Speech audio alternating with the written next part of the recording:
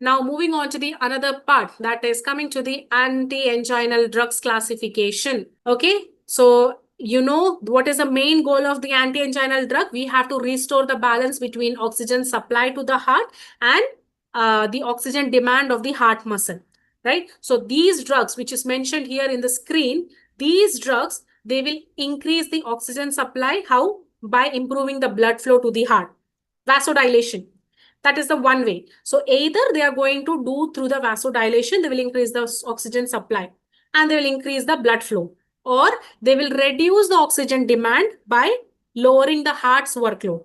They're going to reduce the heart rate, heart contractility, blood pressure. So once you lower these down, oxygen demand will also be reduced.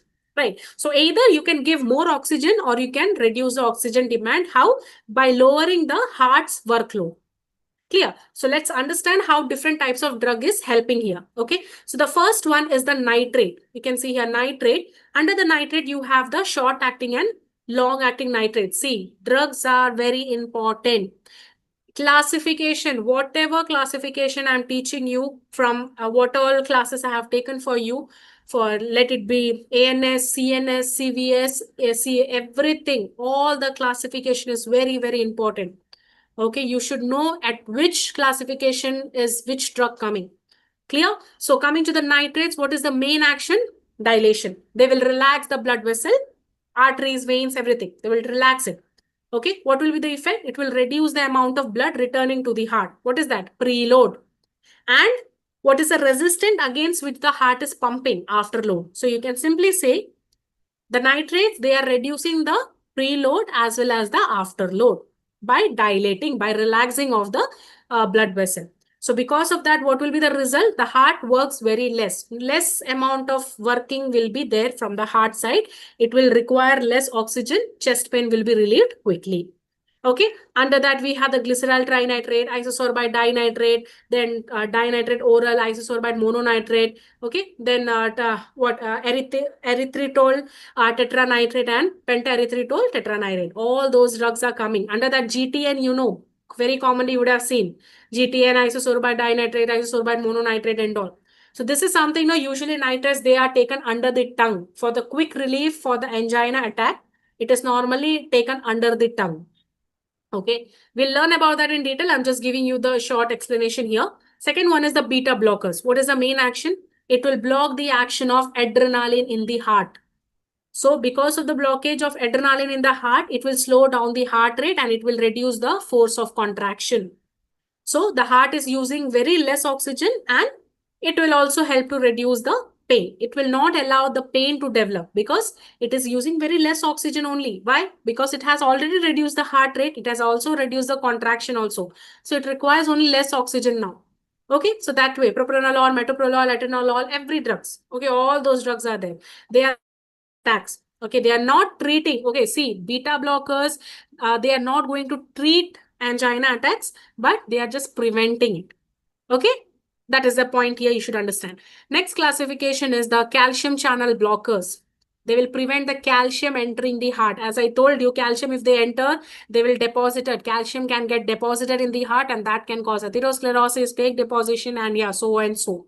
So you should prevent the calcium deposition. If calcium should not enter the heart and the blood vessel muscle cells. Okay, so what this calcium channel blockers will do, it will relax and it will widen the coronary arteries. Normally arteries, it will widen, especially the coronary arteries. Okay, that is the main action of the calcium channel blockers. So what will be the end result there? It will improve the blood flow to the heart. It will reduce the workload of the heart. Clear? Verapamil, diltiazem, amlodipine, nitridipine, nifedipine, everything.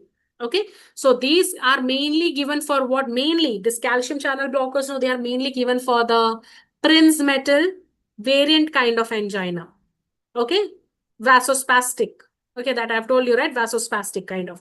Next one is the potassium channel opener, that is the nicorandil. They will open the potassium channel in the blood vessel wall. It will cause a relaxation of the smooth muscle. So that's why the potassium channel openers. So what is the effect of mainly the potassium channel occurs? Dilation of the blood vessel. So once the blood vessel is dilated, blood pressure will be decreased. Cardiac workload will also be decreased. So less oxygen is required there also. Okay, example is nicorandil. So they are acting as what? They are maintaining, they are improving the oxygen balance in the heart. Okay, so these potassium channel opener, no, they can act as a nitrate also. They have a nitrate like as well as the potassium channeling opening drug. It can act both. It can act as both nitrate like as well as potassium channel opening drug by improving the oxygen balance. Clear? And there are some other drugs, that is the other anti-anginal drugs, that is a trimetazidine, ranolazine, ivabradine, oxyfedrine, as well as the dipyridamole. Okay, so what are these are the agents, no, they help the heart use oxygen more efficiently, but they are not going to change the blood pressure or heart rate. They are not going to give the major changes in the BP or HR. Okay, but they are going to help the heart use oxygen efficiently. Okay, so they are going to optimize your energy use in the heart cell. They will improve the they will slow down this ivabradine and all, no, they will slow down the heart rate. Okay, they are going to directly act on the sinoatrial node. Okay, and thereby they will slow down the heart rate. And same way, your dipyridamole as well as the oxyfredin, they can directly improve the coronary blood flow. The oxygen use and coronary blood flow will be directly increased. Clear? So yeah, this is the whole anti-anginal drug classification. Next, we'll go for some of the important points for all this classification in detail. Coming to the nitrates classification. Okay, so nitrate, as I said, it is one of the most important and one of the oldest drug also, which is used to relieve this angina pectoris. Okay, so these drugs, no, they can act quickly to reduce the workload on the heart, and they will improve the blood flow. It will give you the quick relief, fast relief from the chest pain. Okay, so what happens there? How is the nitrate functioning? They're relaxing or dilating the blood vessel, both arteries as well as the veins.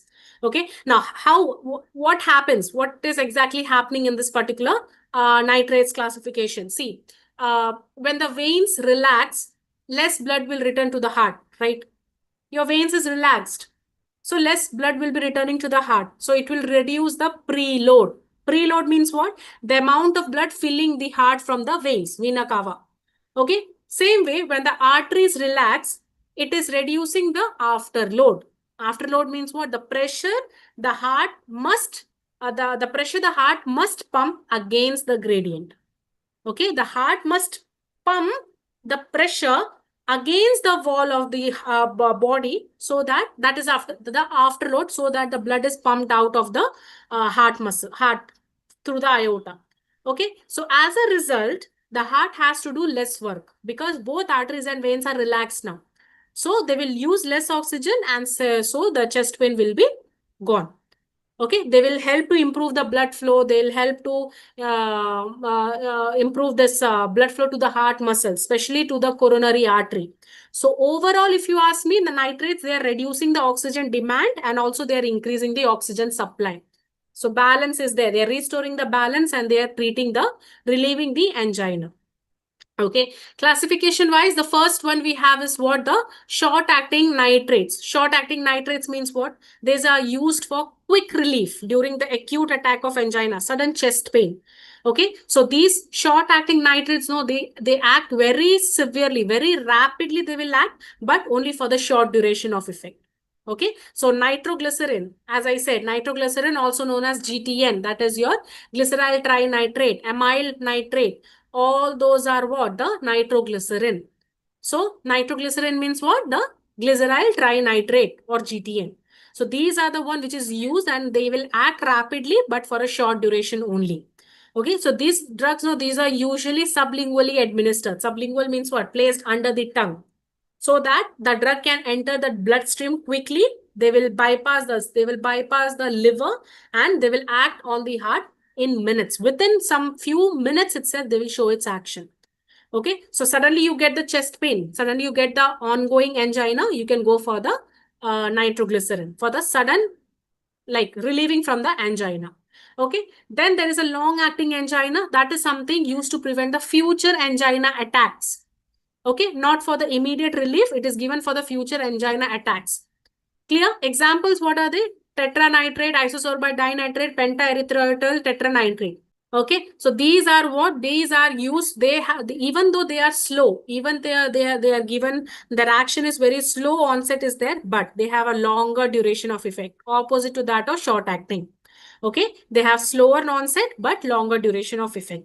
Okay, and this particular drug, no, they are taken orally or topically. So orally as tablets they can be taken, or they can applied on the skin topically as patches, ointments and all, for the relief on that particular area, to maintain the sudden level, to maintain that sudden steady level of the nitrate in the blood, no, and to prevent the angina, only this particular long acting nitrates can be given. Okay, so yeah, that is about your classification. And what is the nature of these nitrates? What are the nature of these organic nitrates? Okay, let's go for the organic nitrates, then I'll tell you what is the nature. So here, so it is a chemically it is the simple nitric and nitrous ester of glycerol. Okay, so organic nitrates means what? They are the chemically they are the nitrates and the nitrites. Organic nitrates and nitrites means what? The chemical nitrates and nitrites. These are the esters of the glycerol, organic compound. Glycerol is an organic compound. This glycerol only is organic compound which releases what? I'll tell you. Nitric, okay, nitric oxide. Right. So these are the organic compounds that releases the nitric oxide in the body. So those nitrates and nitrites are the esters form of glycerol. So once inside the body, once you take this organic nitrates inside the body, they are converted into what? The NO, nitric oxide. And you know, this is the natural vasodilator. It's a natural chemical that relaxes the blood vessel. So because of this action, they will rapidly decrease the heart's oxygen demand, and they'll relieve the angina symptoms. Okay, so this type of nitrates, no, they are effective for all type of angina, whether it is stable, unstable, Prinzmetal, variant, any type of angina, this can be effective. All the 4 types. Clear? So that is what is the action, mechanism of action of this particular nitrates? So they are mainly, they do like, they relieve the chest pain by getting more oxygen, but reducing the workload of the heart. Okay, so how do they do that? They do that by production of the nitric oxide, which is going to relax the blood vessel. Okay, so what happens? They will release the nitric oxide. So simply imagine nitrates. You have taken a nitrates. It has entered into the body. They are converted into the nitric oxide. The nitric oxide, they can also be this thing. It acts as a messenger. Okay, it can act as a messenger. It will trigger the relaxation in the blood vessel also. Apart from this, apart from the nitrates, nitric oxide is produced naturally in the body also. Do you know from where? Endothelial cells. It is released from the endothelial cells, the cells lining the blood vessel. From there also this nitric oxide can be released. Okay, so they are acting as a messenger. First point. After that, what will happen? Activation of the guanylate cyclase. Okay, so nitric oxide, what it will do? It will activate an enzyme which is known as the guanylate cyclase enzyme. Where it is activating this? Inside the smooth muscle, vascular smooth muscle cells. Inside that smooth muscle cells, the nitric oxide will activate this enzyme. Guanylate cyclase enzyme will be activated. So because of that, what it will do? This guanylate cyclase enzyme will increase the cyclic GMP activation. Okay, they will increase the cyclic GMP. What is the cyclic GMP? It is a chemical that tells the muscle cells to relax. Okay, the cyclic GMP enzymes, or you can say the chemical, helps or tells the body's muscles, the heart muscle cells to relax now. Okay, step is done. After that, what will happen? Finally, when they have informed that muscles to relax, increased amount of cyclic GMP, what it will cause? It will cause dephosphorylation of the myosin light chains. I'll just clear the screen so that you can see it clearly. Okay, so what it will do? It will lead increase in the cyclic GMP activation. It will lead to the dephosphorylation of the myosin light chains. Okay, so increased cyclic GMP causes the dephosphorylation of the myosin light chains, which is a way of saying that the muscle fibers should stop contracting and relax. So it is a very fancy way, you can say, okay? So by causing the dephosphorylation of the myosin light cells, it is reducing the contraction of the heart and it is telling your muscle fibers to relax. Okay, now the relaxed muscle in the blood vessel is taken place, vessels are getting dilated and the proper blood flow will be there. Okay, so that are the steps. These are the steps of the particular functioning of the nitrates. Okay, so this nitrates, normally this nitrates, they function in three main ways to reduce the angina. Okay, one is the direct way. First one, direct way, that is you're directly, they are dilating the coronary artery. So nitrates, they can widen the coronary artery, even for the this thing, spasm, Prinzmetal kind of angina. Okay, Prinzmetal angina, even for that also, this nitrates will help to widen the coronary artery. So they will reduce the resistance inside the arteries and more blood flow will be flowing inside the heart muscle. Oxygen demand will be increased. Oxygen supply will be increased. Okay, that is the first way. Second way is the reduction of the afterload resistance. So what this nitrates will do, it will dilate the arteries also, like aorta. Afterload, right? So at aorta, they will dilate. So what they will do, they will lower the blood pressure and they will reduce the afterload also. So the heart doesn't have to pump more forcefully, not required. Afterload is reduced. So oxygen demand will decrease naturally. Okay. And the third one is the preload. Veins, reduced venous return. So the veins are relaxed and less blood returns to the heart. So preload is decreased, right? So smaller heart volume means what? The heart will work less. Oxygen consumption will be decreased. So it will help to relieve the angina. Okay, so simply you can say nitrates, they are just opening the arteries. Okay, more oxygen is given to the heart. Same way, they are reducing the load, veins and the arteries. So the heart works less and they uses less oxygen. So angina will go away on its own. Clear? So yeah, that is the one. So yeah, it is also released from endothelial cells, I have told you, right? And they cause vasorelaxation. Clear? Yeah, this is the point which I told you. Administer nitrates, increase nitrites, nitric oxide will be produced, cyclic GMP will be increased, dephosphorylation of the myosin light chains will occur, vascular smooth muscle relaxation will occur. That is what given in this part. Explained. I have already explained you this part. Okay, so here, that is the first mechanism of action, coronary. So three mechanisms I have told you, right? The first one, what they will do, I told you, right? They are going to directly supply to the heart muscle. That is a coronary artery dilation. So that is what the first mechanism of nitrate is. They will decrease the coronary resistance. It will cause relieving the vasospasm. That is a Prinzmetal spasm also they will relieve. They'll increase the coronary blood flow and finally increase in the oxygen supply. So more blood flow will occur to the heart muscle, oxygen supply will increase. That is the first mechanism. Okay. Next, second mechanism of action is what? The reduction of the afterload, peripheral resistance. Okay, so reduction of peripheral resistance, that is the aorta. They are going to dilate the arteries like aorta.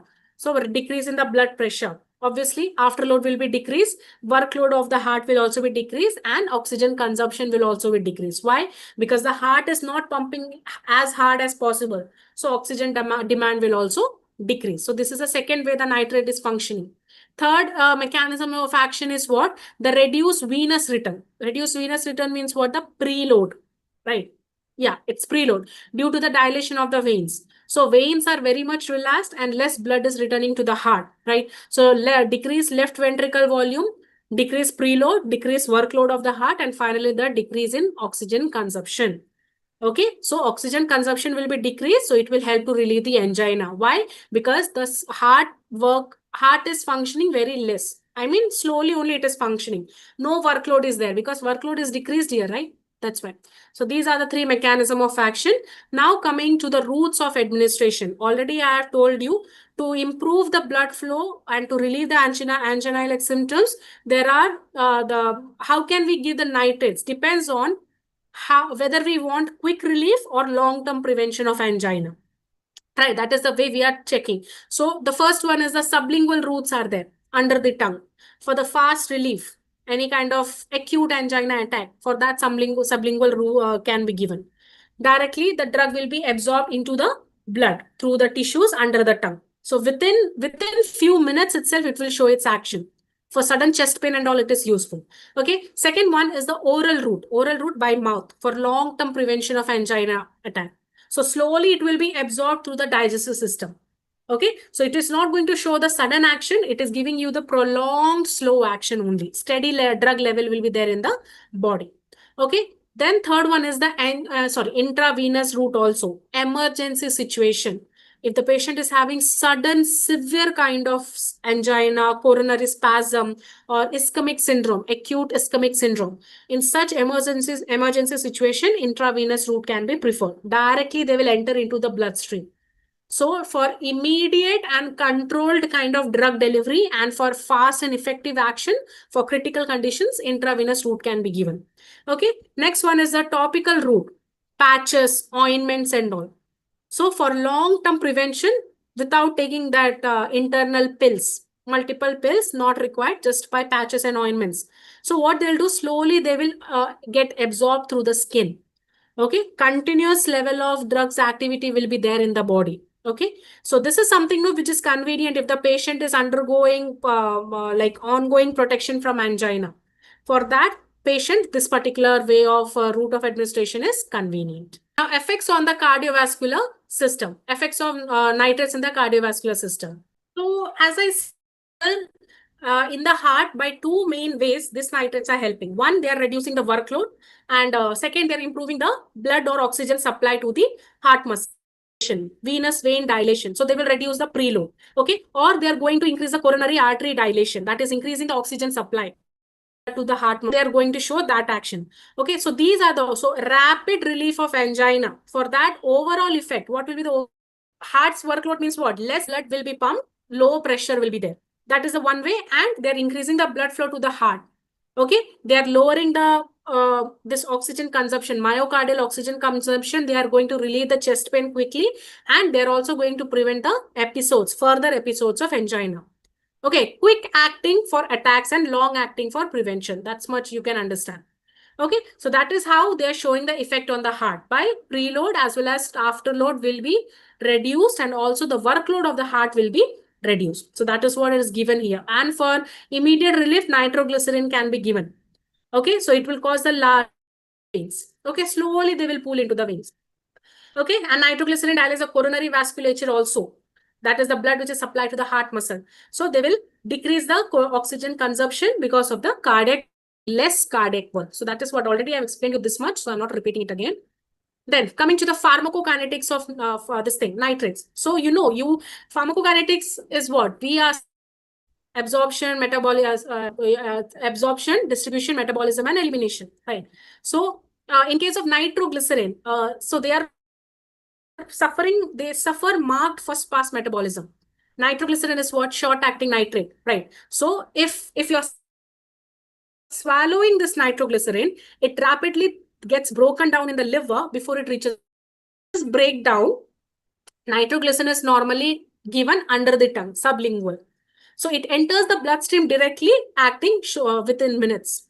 Okay. And the half-life, the T-half or half-life is very short, about 10 minutes only, 2 to 10 minutes only. So it will work very fast, but effect is not long-lasting. It won't last so long. Okay. Apart from that, there are some transdermal patches also. These drugs, these type of formulation, they will release the drug very slowly. So steady effect will be shown for different period of hours. Okay. Steady effect will be there. They will provide for hours, over hours. Okay, so sublingual means fast acting, relief will be there. If they are giving it by patches, then long lasting prevention will be there.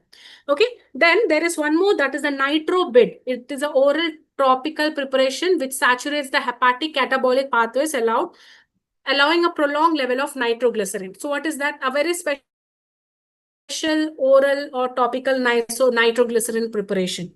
What it does, it will saturate the liver enzyme, hepatic. So it will saturate the liver enzyme that normally breaks down the nitroglycerin. So what will be the effect? More drug will stay inside the bloodstream for longer, prolonged action of time. Okay, so that is this type of NitroBid is a special type of oral and topical preparation. Okay, so to maintain the steady nitrate level in the body to prevent the angina, this nitrobit can be given. Okay, next isosorbide mononitrate and isosorbide dinitrate. So these are the what long-acting nitrates. So these nitrates, no, these are normally resistant to the liver breakdown. They are resistant. Drug will reach the bloodstream for the action. So the half-life is around what? Around 1 hour. Will show the slower action because it needs time to reach the bloodstream, right? So even though the onset of action will be slow, but it may take more than 1 hour to show its action. Okay, onset is very slow, but it will be somewhat long lasting. Okay, so and there one more special feature of this isosorbide dinitrate. This isosorbide dinitrate, no, it can be converted in the body into active mononitrate forms, so they can help to prevent the angina pectoris. Clear? So that is one special feature of the isosorbide dinitrate. Clear? So that is about this pharmacokinetic parameters of nitrates. So these all points are important for MCQs. See, I have told you this, right? The denitration of two mononitrates, both of which possess the anti-anginal activity. So that is what I said. It has the form. The isosorbide dinitrate has this form. Points I have discussed. Okay, coming to the effect. See, normally it is very effective for the treatment of angina, but like every medications, they can also cause side effects, obviously. Okay, because blood vessels are dilating, right? Even in the brain, dilation will occur. So because of the dilation, it increases the blood flow. Same way, flushing of the face. Blood vessels near the skin, they might also get widened. So warm red-like appearance can be seen in the face. It is harmless, but yes, noticeable like symptoms. Low blood pressure from the vasodilation, dizziness can occur. Then postural hypotension. Obviously, when you stand suddenly, blood will like get deposited in the dilated veins. Okay, so it can suddenly cause a fainting or the feeling of the lightheadedness. So that is something, the low blood pressure on the standing. Same way, one of the most common side effect is tachycardia. Okay, tachycardia, flushing like symptoms also. Tachycardia, no, fast heartbeat. And apart from that, there is one Viagra. You know what is Viagra? Sildenafil. Those are what? The PDE5 inhibitors. Right. These inhibitors should never be taken with nitrates. Important drug interactions. Sildenafil, Viagra, or any other PDE5 inhibitors should never be taken with nitrates because both these drugs, both nitrates and sildenafil PDE5 inhibitors, they can damage blood vessels. So if dilation is more severe, it can cause sudden decrease in the blood, life-threatening. So that's why you should not give sildenafil. Clear? Very important point for nitrates. Okay, so the first classification is finished. Coming to the beta blockers. Blocking the effect of the stress hormone, adrenaline, all those things. So mainly they will work on the beta-1 receptors in the heart. Okay, beta-1, B1, beta-1 receptor in the heart, they will work on that and they will reduce the heart's workload and oxygen demand. Okay, so what are the effects of the beta blockers in the heart? What will be the effect? First, they are going to decrease the chronotropic effect. Both ionotropic and chronotropic effect. Tropic and negative inotropic effect means what? Decreasing the heart rate as well as they are decreasing the contractility of the heart. Okay, same way they are cardiac oxygen demand. Since the heart works less, it needs less oxygen, so it will help to. These are the four important aspects of beta blockers. That is, they are going to reduce the chronotropic effect. So they are going to increase the chronotropic effect by decreasing heart rate. So decrease in heart rate, decrease in contractility, decrease in the cardiac output, and finally decrease in the myocardial oxygen demand. Okay, so that is the effect of the beta blockers. Now, in the blood pressure, what is the effect of beta blockers in the blood pressure? Obviously, the blood pressure will fall. So how is the blood pressure falling? By reducing the renin's activity. Okay, what is renin? You know that angiotensin RAS system, RAS will produce the renin, right? So reduce in the renin release from the kidney. So less angiotensin 2 and aldosterone, they can lower the blood pressure and they can reduce the water retention also. they can also show some vasodilatory activities also. Okay, they can reduce the preload as well as the afterload of both arteries as well as the veins. So main end result is what? The heart is working less and the blood pressure is under control. That's it. Okay, so what are the benefits of beta blockers? Obviously, angina. For myocardial infarction also it can be given. For arrhythmia, already I've taught you in the last class. Even for hypertension, this beta blockers can be given. These are the drugs which is given in their classification also. If you would have gone through that, you will understand, right? So yeah, that is about your beta blockers.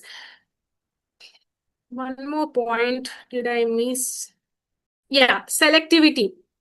So there are some selective and non-selective beta blockers, you know, right? Beta 1 selective means what? The cardioselective. In nature, beta 1 selective drugs. So what they are mainly doing, they are mainly acting on the heart, which is say lungs issue also. If the patient is having lungs issue, for this beta 1 selective drugs can be given. Okay, there are some non-selective classification also, which means what? They are blocking both beta 1 as well as beta 2. Beta 1 is heart receptors I'm talking about. Beta 2 is lungs as well as the blood vessel constriction in patients who are having asthma. Okay, so that is about the beta 2, or you can say the non-selective classification. Okay, so that is something you should understand. But one more important point you need to understand here is that this at high doses, when you give this metoprolol, atenolol at high doses, even the cardioselective drugs can affect the beta 2 receptors. Normally, it is affecting beta 1 receptors only, atenolol, metoprolol, and all. But when you give it high doses, it can also affect the beta 2 receptors, which is there where? In the lungs as well as your blood vessels. Am I clear? So yeah, that is the selectivity. Okay. So there is one more point that is about the contraindication. Like when and all you cannot use this beta blockers, when not to use this beta blockers. So like it is what is the uses and all, it is but they can affect both the heart and the other organs in the body. Okay, like when not to use beta blockers, contraindication wise I'm telling you, see, when the patient is asthma and COPD problem already, if they have, okay, if the patient is having asthma, COPD, some beta blockers, I told you, they can block the beta 2 receptor in the lungs, bronchospasm, tightening of the airways. Right. Already the patient is having COPD, asthma, and if again bronchospasm will occur, what will happen? Breathing difficulty will occur, right? So that's why in such condition, beta blockers are contraindicated. Same way, it is contraindicated in diabetes. Okay, it is contraindicated in diabetes. Okay, what will happen? Beta blockers, no, they can hide the severe signs and symptoms of the low blood sugar. Okay, like in a low blood sugar level, the patient might have very faster heartbeat, some trembling sensation, but those effects will be hidden because of the beta blockers activity. So as a result, the diabetic patient, no, they may not realize siding the effect of the the diabetics effect. So they will know, patient might not know, and that might be a trouble in future. Okay, same way if the patient is having bradycardia, since beta blockers, they are going to slow down the heart rate and reduce the heart rate. So already if the patient is having less heart rate, if you give this, it can cause sudden fainting, dizziness and all.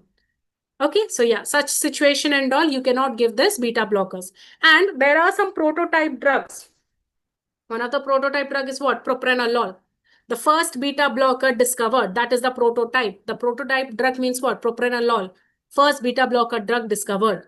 So it is propranolol is what? It is a non-selective, meaning what? It can block beta 1 and beta 2 receptor also. Beta 1 is in heart, beta 2 is in lungs. Okay, so because of this, it is not preferred in patients who are having asthma and all. Why? Beta 2 receptor blocking activity. Am I clear? Same way, we have this metoprolol as well as the atenolol. They are cardioselective beta 1 blockers. Okay, cardioselective beta 1 blockers. So they are mainly acting on the beta 1 receptors only. So even if the patient is safe. Clear? Next, coming to the hemodynamic effect, obviously it will decrease heart rate and decrease blood cardiac output. So they mainly this heart rate, they're reducing contractility and blood pressure. So even though the heart works less, even though the heart is working less, it will pump blood more effectively. Okay, because it is not overworked, right? So therefore the heart uses very less oxygen. So yeah, those are some of the important stuff you need to understand. So that's about your beta blockers. Mechanism of action, as I said before, decrease in heart rate and contractility, both points I have mentioned before.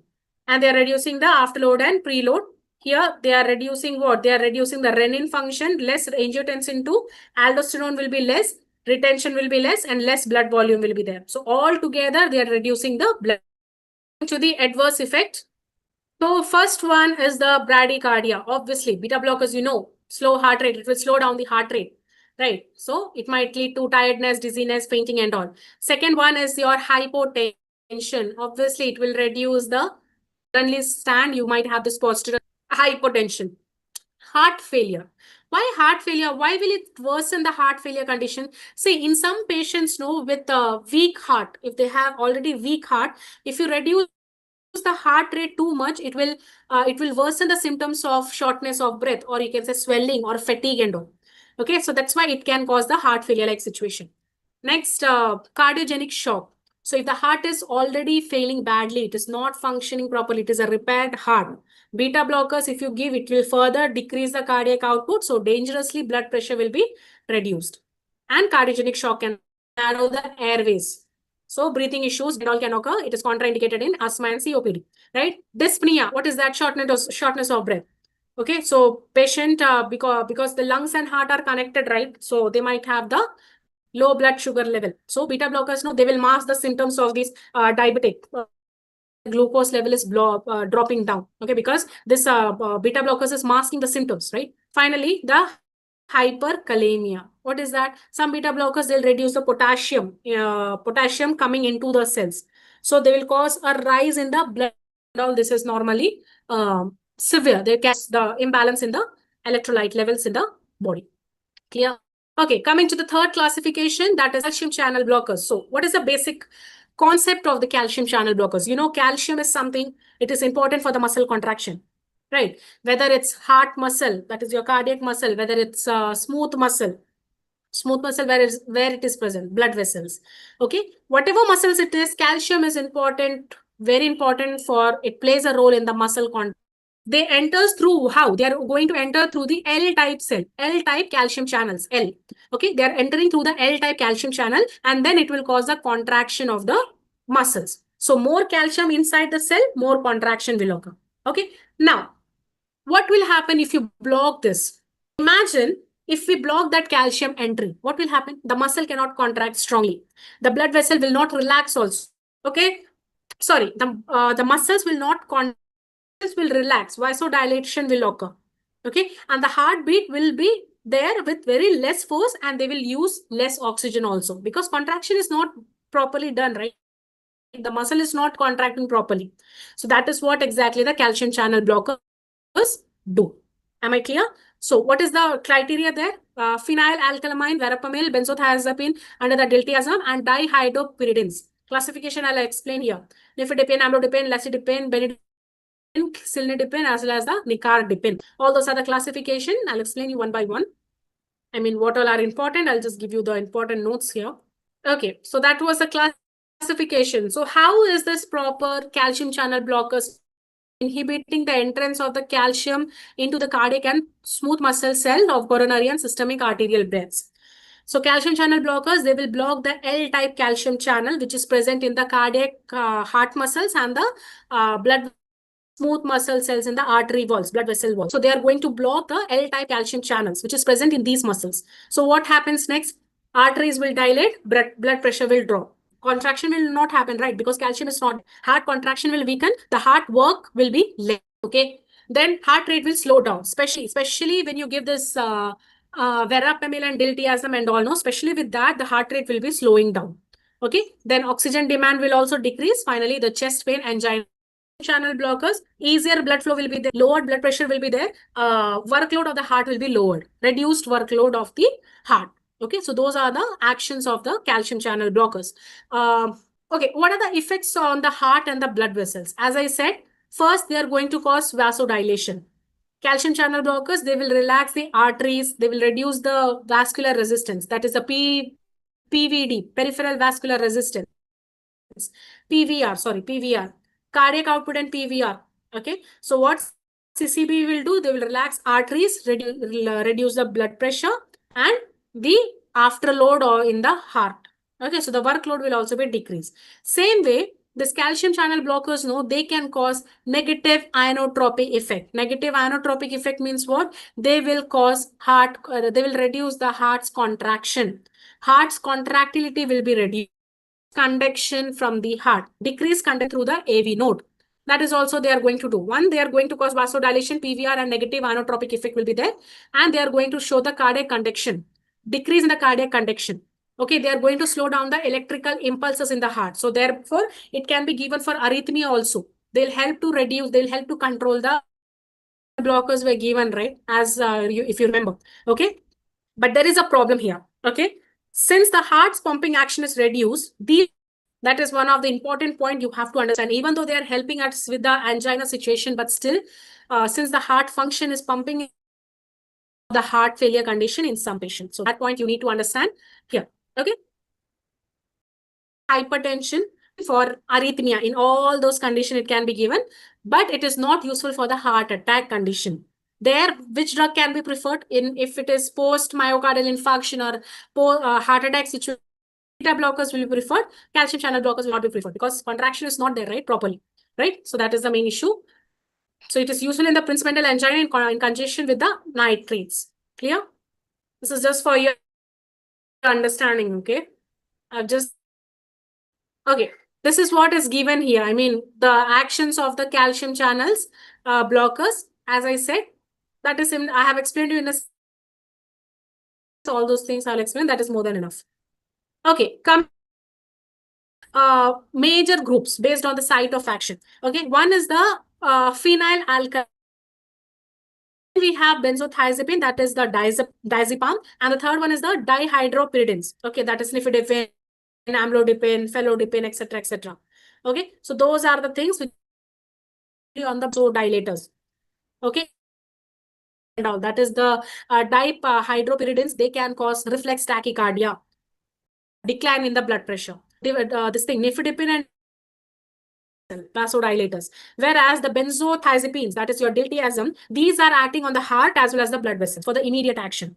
Okay, so for arrhythmia, hypertension, angina, and all these drugs can be given.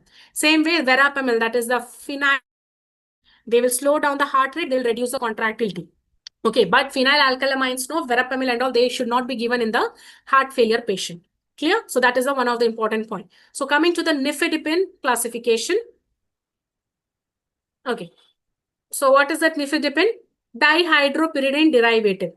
It's a dihydropyridine calcium vascular smooth muscles, mainly in the where? In the arteries, small arteries, in the arterioles and all, they are mainly going to act. Nifedipine is going to act. Okay, so what they are doing, obviously, they will block the calcium entry into the muscle cells. So they will cause the muscle relaxation and the arteries will vasodilate. They will widen. So this particular action, vasodilation, what it will result in? The oxygen demand by the heart will be decreased and better blood flow will be there through the coronary artery. Okay, so that is about the nifedipine. But here one important point you need to understand is that nifedipine, no, they act mainly on the blood vessel. They're not much acting on the heart directly. They're acting on the blood vessel. So it doesn't directly slow down. It doesn't usually slow down the heart rate, or they are going to disturb the cardiac conduction. Okay, so that is the one important point you need to understand for the nifedipine. But it is mainly given for the Prinzmetal kind of variant angina, treatment of variant or the Prinzmetal kind of angina, because the coronary arteries are suddenly spasming, right? So here these drugs are given for what? The smaller arteries, arterioles, right? So for that, this particular drugs can be given. Even for hypertension, it can be given. Okay, and normally nifedipine is given orally in the extended release form to maintain the steady blood levels, to avoid the sudden blood pressure drop. For that, it is given in the extended release tablet form orally. Okay, coming to the metabolism and excretion, metabolized in the liver, mainly by the CYP3A4 enzyme. And it is excreted out through the urine as well as in the feces format. Okay. Coming to the side effects of this particular drug, most side effects, these are due to the vasodilatory action of this nifedipine. So mainly the flushing, headache, okay, hypotension, peripheral accumulation of fluid. Then what else? Yeah, it can also cause constipation, GI musculature also. Constipation will be there. Then reflex tachycardia. As I said before, reflex tachycardia is one of the major side effect of the nifedipine. Okay, so that you should understand. Apart from nifedipine, there are other classification members also: amlodipine, nicardipine, what else? Felodipine, like that, nimodipine and all. Many others are also there. They are also acting on the blood vessels only. Under that, amlodipine is the one which is most commonly used because it is very safe, gentle also for long-term blood pressure control, and it is well tolerated also, amlodipine. Okay, so that's why it is given. Other than that, this amlodipine, they have long acting action, slower onset. They have minimal reflex tachycardia showing effect. Nifedipine can cause reflex tachycardia and all, but amlodipine, they have very minimal action on that. Okay, so that's why amlodipine is the one which is considered safe and commonly used. Okay, so that is about the nifedipine. Next, coming to the verapamil. Verapamil is what? It is a phenylalkylamine calcium channel blocker. So mainly what they are doing, phenylalkylamine calcium channel blockers are mainly acting on the heart. Directly they are acting on the heart rather than on the blood vessel. So they are also going to block the calcium system, conducting system, especially in the AV node, atrioventricular node only, they are going to mainly block the calcium channel blockers. So as a result, verapamil, what they will do, they will decrease the heart rate. Decrease heart rate means what? The negative chronotropic effect. Same way, they are going to decrease the force of contraction. Means what? They are going to cause the negative inotropic effect. Same way, they are going to cause the decrease in the AV conduction. That is the AV conduction, AV node conduction, which means the negative dromotropic, DROMOTROPIC, dromotropic effect. Okay, so all these effects, no, they are for the heart's, whenever the heart is overworking, the heart's action to calm down the heart efficiently. Okay. Other than that, it can be used for angina. If the patient is having tachycardia, you can give this. Arrhythmia-like situation, even for supraventricular arrhythmia. Okay, supraventricular arrhythmia also you can go for this. If for hypertension, you can give this. But routinely, it is not used for simple angina. Only when the patient has a heartbeat like condition and all, verapamil can be given. Okay, what else? Yeah, the metabolism. So it is extensively like metabolized in the liver itself. And what they will do, they will increase the digoxin level in the blood.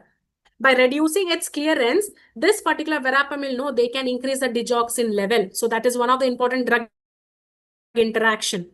Okay, so you should use it cautiously with digoxin. Okay, coming to the side effect profile, obviously it can cause what? Constipation, one of the common and troublesome in some patient, that is a constipation. Apart from that, it can cause bradycardia, hypotension. Then your AV conduction is slowed down, right? If AV conduction is slowed down, heart block can occur. So it can also cause heart block, then heart failure because it is reducing the contractility of the heart. So worsening of the heart failure can occur. Okay. Normally, verapamil is not safe for patient with heart failure or with AV block.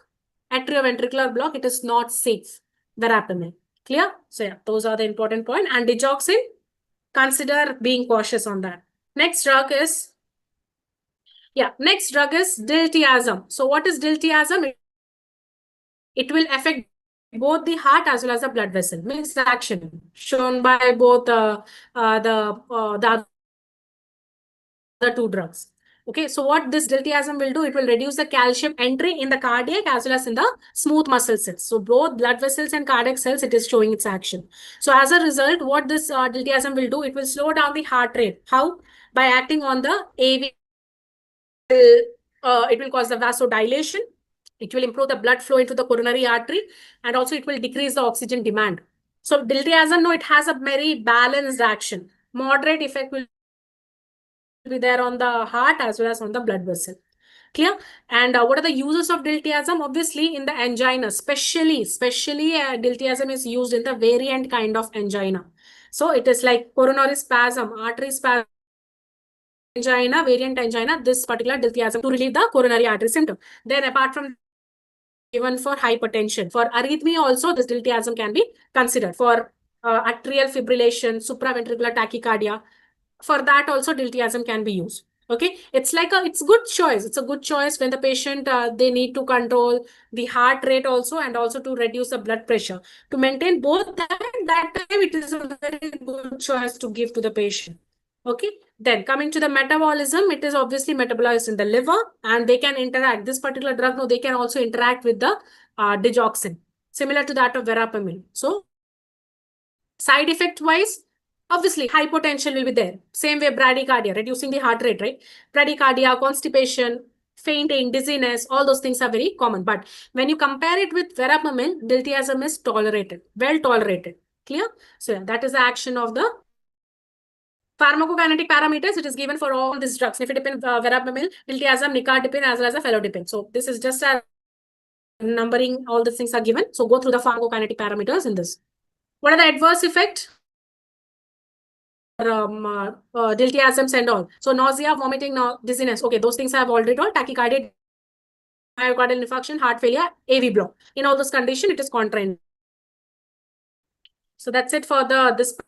So these are the group of drugs. They are going to relax the blood vessel muscles. They are going to open the potassium channels. Where? In the vascular smooth muscles.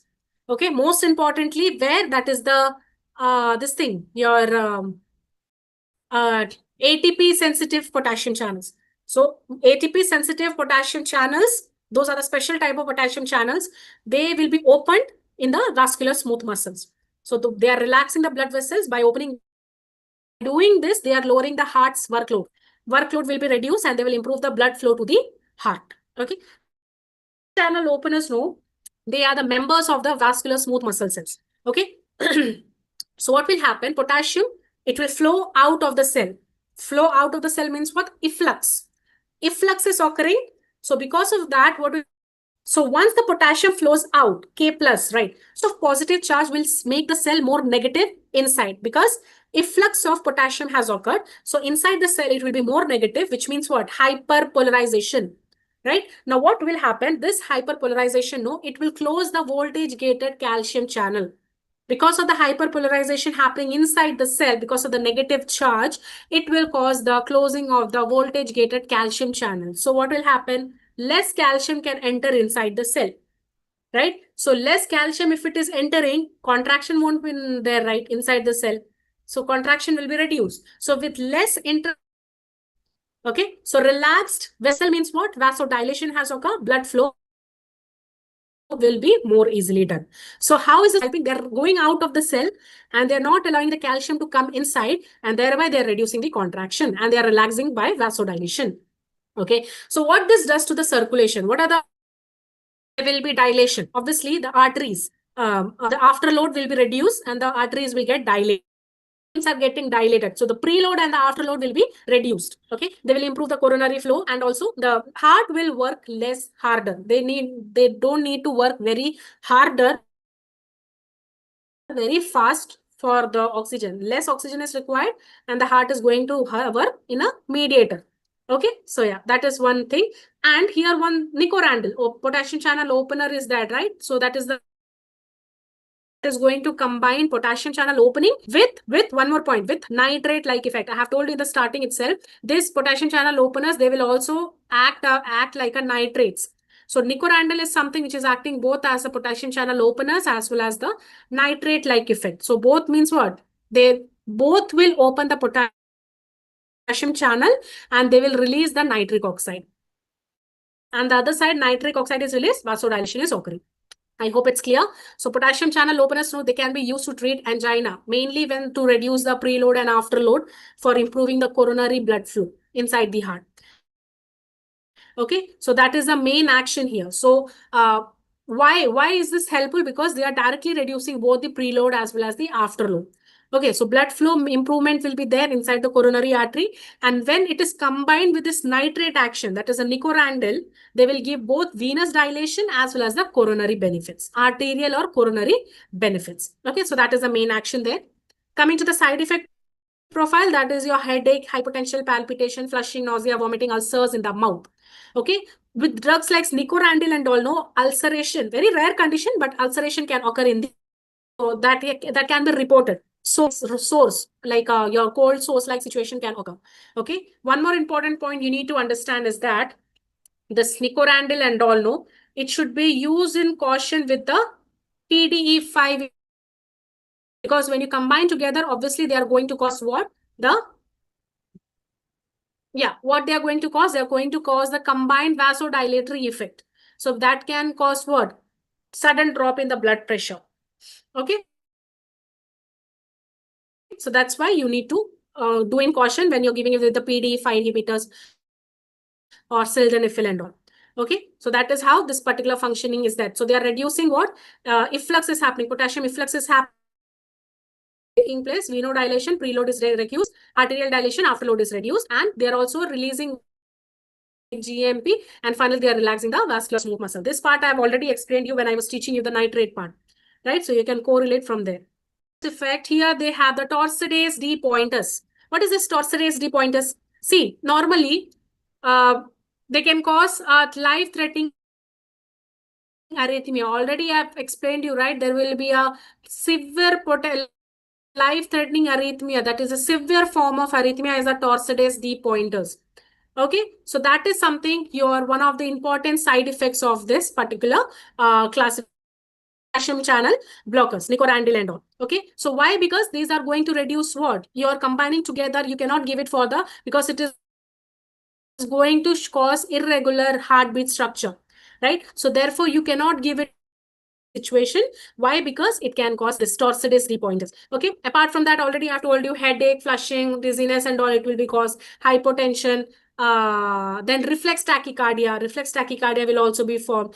Some kind of nausea, vomiting, stomach discomfort will be there, ulceration and all. All those points I have already told you, right? Yeah, so apart from that, these are contraindicated also, like in hypotension or shock-like situation, cardiogenic shock-like situation, there it is contraindicated. If the patient is having some heart failure-like situation, that is the left ventricular liver failure, sorry, left ventricular heart failure condition. In that also, this can be contraindicated. PD5, sildenafil and all, vardenafil, all those things. With that, if you give with that, no, it can suddenly cause the cardiovascular collapse. Okay, sudden cardiovascular collapse can occur if you're giving it with the PDE5 inhibitors. Okay, and reflex tachycardia already I have told you. Okay, so yeah, that is all it is given. Then apart from that, ventricular fibrillation, they can cause ventricular fibrillation, a potentially life-threatening arrhythmia. So mainly they are going to cause what? The arrhythmia-like problems only they are mainly going to cause in the body. Okay, then anaphylaxis, that is your severe what? The allergic reaction in the body happening. So that is the anaphylactic shocks can occur. Angioedema can occur, and hepatotoxicity, liver damage and liver failure. These are also the severe kind of heart failure situations for this condition. Clear? Yeah, therapeutic uses also minoxidil and diazoxide. So these are used to treat the severe or resistant kind of your hypertension. So this potassium channel blockers, no, they can be given for hypertension condition. Okay, severe and resistant kind of hypertension, it can be given. That is a minoxidil as well as the diazoxide. Okay, so they'll reduce the peripheral resistance, BP will fall down. Same way, angina, for angina, chest pain, nicorandil can be given. That is for treating the angina pectoris. Okay, both arterial and venous dilation will occur. They'll reduce the preload and afterload. Then heart failure, that is a chromacalin. Okay, for chromacalin, that is for just for experimental purpose only. They can improve the cardiac output and they will reduce the vascular ventricular wall stress. These are under research only, so that's why experimental only it is given. Okay, then asthma, that is the cromolyn sodium. Okay, what they will do, they will stabilize the potassium channels in the bronchial smooth muscle. They will stabilize the mast cell, that histamine releasing mast cells and all are there, right? So they will stabilize the mast cell and they will open the potassium channel. So what will do? They will prevent the histamine release and the bronchoconstriction. So during the asthma attack, they will prevent the bronchoconstriction as well as the histamine release. So they can be given as a prophylactic drug, not for the acute attack. Okay. Then for COPD, it can be given. That is the tiotropium. Okay. So they are going to open the potassium channel and they will cause the bronchodilation. So for long-term COPD treatment and all, this can be given to keep the airways open. Next, migraine prophylaxis, that is your flunarizine. Okay, so these are going to modulate the potassium channels in the areas in the head area, in the neurons. Okay, so they'll stabilize them. So they'll prevent the abnormal dilation and spasm. Okay, prophylactic migraine attack only they can be given. And finally, epilepsy. So retigabin. Retigabin is also known as ezogabin. Ezogabin. Okay, ezogabin, retigabin, these are same. Okay, so they are going to make the neurons less excitable. They are going to hyperpolarize it and less excitation will be there. So they will prevent the excitation firing of the neurons and they will reduce the seizure attack. Okay, so for epilepsy and all, for seizure attacks and all, this particular potassium channel blocker openers, this can be given. Okay, I think there are, yeah, and these are some of the classification and their activities, drug interaction notes, adverse effect for all those drugs which we have mentioned till now. Just go through it. Okay, that is enough.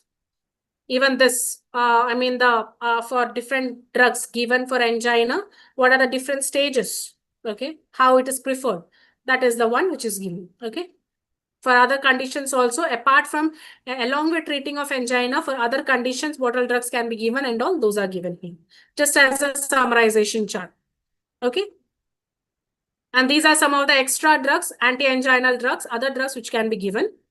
Coming to other anginal drugs, anti-anginal drugs. So the first one is the dipyridamole. So what does it do? Dipyridamole is something, no, it is going to inhibit the platelet aggregation. How? This dipyridamole, it will inhibit the cellular uptake of the adenosine. Okay, it will inhibit the uptake of adenosine and they will inhibit the phosphodiesterase enzymes. Okay, so thereby it will improve the, they will increase the cyclic AMP. Okay, so increase the adenosine. Once they are increasing the adenosines, adenosine, it can cause what? The coronary vasodilation and they will show the effect on the platelet also.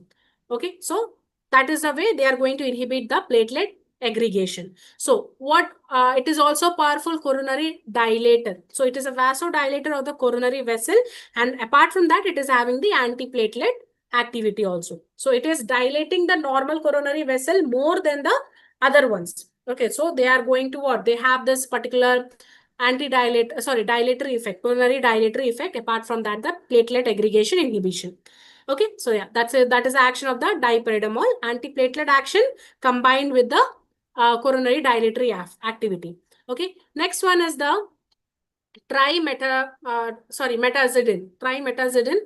So that is an anti-anginal drug, act as a non-hemodynamic mechanism. So it is a non-hemodynamic anti-anginal metabolic drug.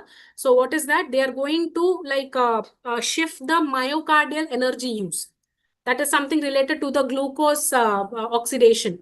Okay, that is not much important, but yes, more amount of ATP. Okay, for the oxygen, molecule will be more amount produced per molecule of oxygen state. Okay, so that is the functioning of this particular trimetazidone. So it has a non-hemodynamic mechanism activity by inhibiting the enzyme. Which enzyme? This particular blocking activity is done and they will show the glucose oxidation. Clear? Next one is the anti-anginal drug, primarily act by inhibiting the late sodium current in the myocardium. So what is that? It is a ionic kind of modulator. Ionic means what? Sodium, late sodium current, the late inward sodium.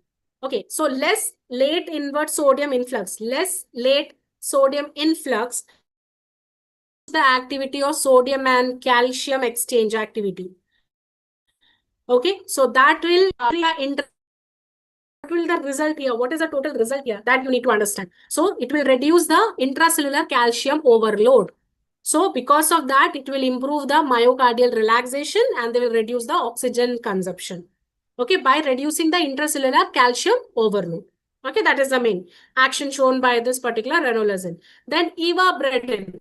Ivabradine is what? Pure heart rate lowering anti-anginal drugs.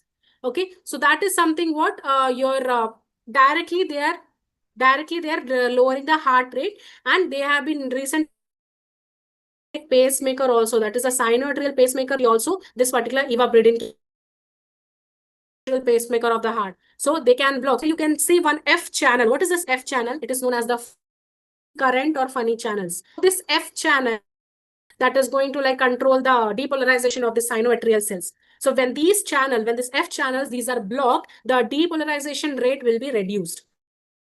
The rate of depolarization is slowed down means what? The heart rate will contraction. They are not going to affect the contractility of the heart or the blood pressure, but yes, they are going to what? Lower the heart rate. So heart rate is decreased here, and proper coronary blood flow will be there. Oxygen demand will be reduced. So less chest pain will occur because oxygen demand efficiency is reduced. Okay, so that's why. Next one is the oxyfedrine, that is improving the myocardial metabolic modulator. Okay, it will help to it will help the heart muscle to use oxygen efficiently. Okay, during ischemia, during the low oxygen supply, it will help the heart muscle to use this oxygen efficiently. So they are going to improve the myocardial metabolism. They are going to help the oxygen utilization properly, and okay, whenever the blood flow is reduced, they're going to maintain the energy production in the cell. Okay, so see, this is something oxyfedrine, unlike the nitrates and beta blockers, this particular pressure or anything, but they are going to what? Maintain the blood flow. They are reducing the blood flow by improving the myocardial metabolism stage. So they are enhancing the, okay, they are reducing the ischemia, anginal pain and all like that. Okay, so they can be, so yeah, that is about this oxyfedrine. These are some extra drug info given for angina as a supportive treatment, you can say. And some important points are mentioned here as a summarization chart it is given. I have just given you some idea only. Okay.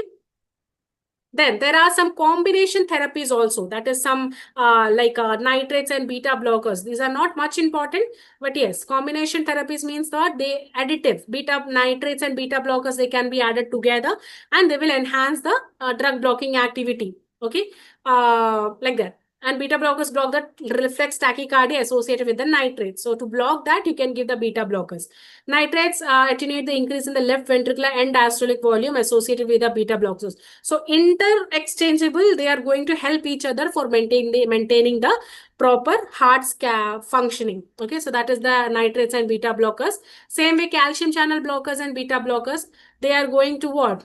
Beta blockers will attenuate the reflex tachycardia, which is produced by the nifedipine, calcium channel blockers. So both are going to produce decrease in the blood pressure and they're going to exaggerate the each other's problems. One will exaggerate the, one will reduce the reflex tachycardia produced by the nifedipine like that. Okay, so that is the one. And the calcium channel blockers plus nitrate. So nitrates will reduce preload and afterload. Calcium channel blockers reduces afterload. Okay, so net effect is what? Reduction in the oxygen demand. So combination effect is also showing important effect in the body. So that's why this combination therapies can be given. Okay, just understand the combination, that's enough. Then triple drug, like this NBC, nifedipine, then we have the beta blockers, and finally the calcium channel blockers, the nitrates.